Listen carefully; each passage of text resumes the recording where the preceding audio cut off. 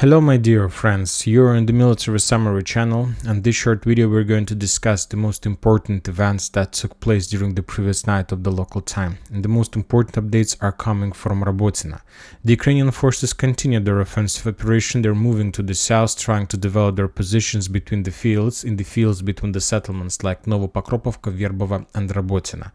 For these purposes, the Ukrainians try to use a very small teams in 2-3 soldiers, and this reduce the risks of being attacked by the Russian forces, because basically according to the Russian logic 2-3 soldiers is not a very tasty and interesting target. And that allowed the Ukrainians to develop their positions further to the south. The Russians later realized the situation and started bombing and attacking the Ukrainian positions, even if there are just 1 or 2 soldiers. And basically we got the first video confirmations of Russian positions that located very south to the in direction of Novopokrovka and Verbova. And basically, as a result of Ukrainian offensive operation, they managed to develop their bridgehead and capture additional positions on the south and the east, and on the east of Robotyne and on the west of Verbova.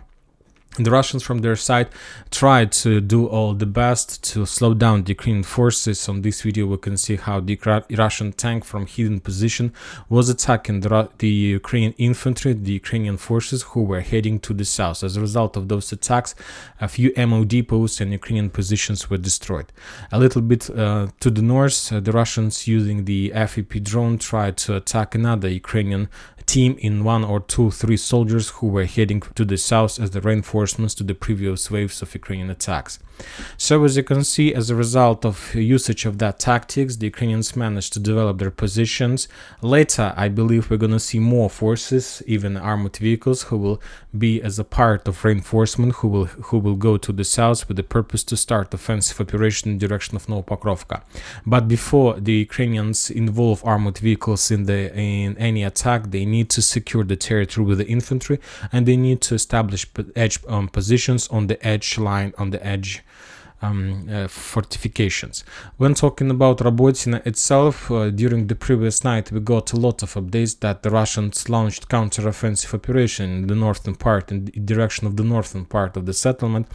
There were updates from some Russian military experts, but we yet haven't received any video confirmation that the Russians managed to took off the flag on the southern part of the settlement. And as I understand, if the Russians were in the central part anyway, they would already took off the flag, but yet we haven't received this video confirmation. So as I understand, the Ukrainians still control the central part, and the Russians still don't have access to this area.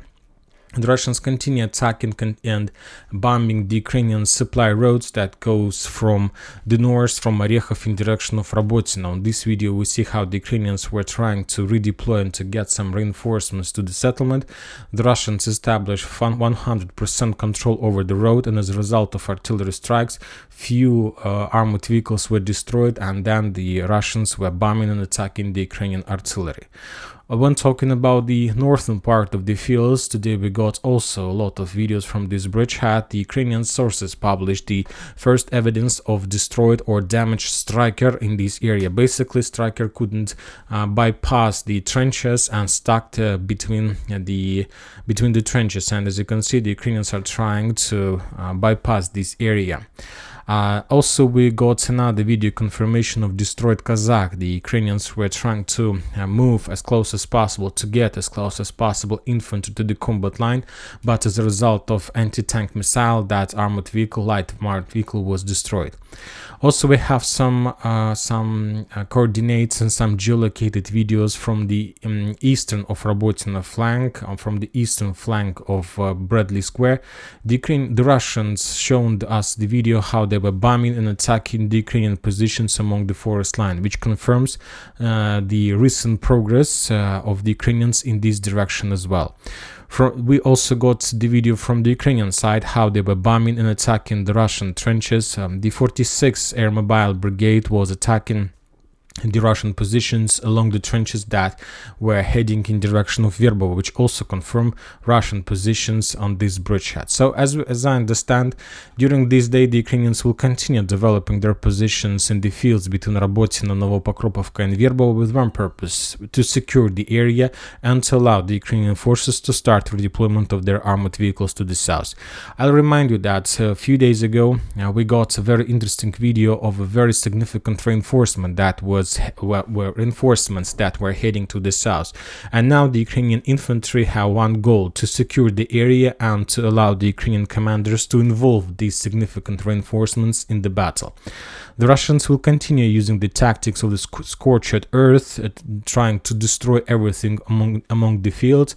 So as we understand, the final battle, the general battle of Robotyne, continues, and probably this battle is going to take more days. Some Russian sources claims that the Ukrainians had significant losses and that the mobilization and reserves they have is not enough to replace the losses among their forces. The Ukrainians try to control the supply roads and try to have successful artillery duels. As a result of another artillery duel in this area, the Ukrainians managed to discover and destroy the Russian Stab B howitzer. On this video we see how the Russians hide the Stab B howitzer in the forest line, and as a result of artillery strike, that Stab B howitzer was destroyed. When talking about Kherson area, the Russians continue bombing and attacking the Ukrainians along the Dnipro River with the FPV drones, for example, and there was another Lancet strike. As a result of that strike, the Russians managed to discover the Ukrainian artillery position among the forest lines in the vicinity of Zelenivka, and as a result of a strike, artillery system was destroyed. Furthermore, today we got a very interesting update from Zhytomyr area. According to the Ukrainian sources, two MiG-29 were destroyed as a result of some accident in the sky. And furthermore, the sources are saying that one of the pilots who was in MiG-29 was a pilot, according to United States plans, was in the list for F-16. So probably this is a very heavy losses for the Ukrainians to lose to MiG-29 and to lose a pilot who was planned to be sent the pilot for F-16s.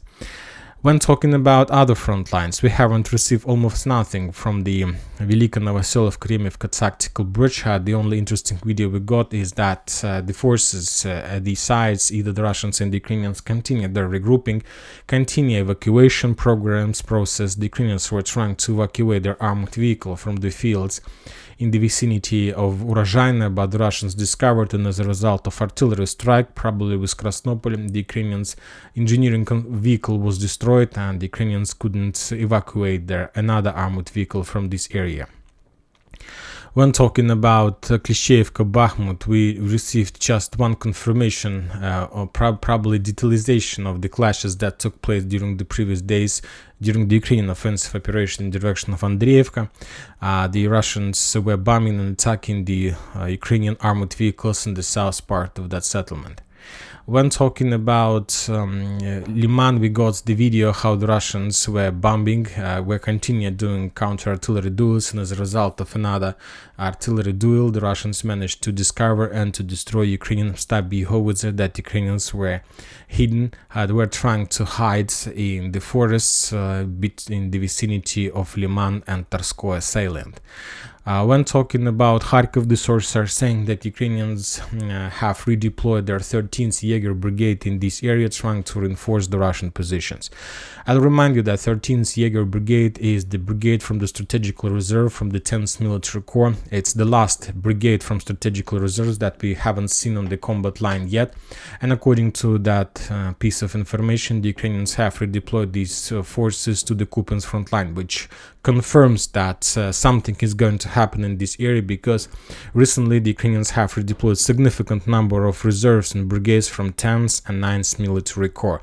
We expect the activation of clashes in this area, and not even just in Kupiansk front line, but probably the Russians have some plan regarding Kharkiv.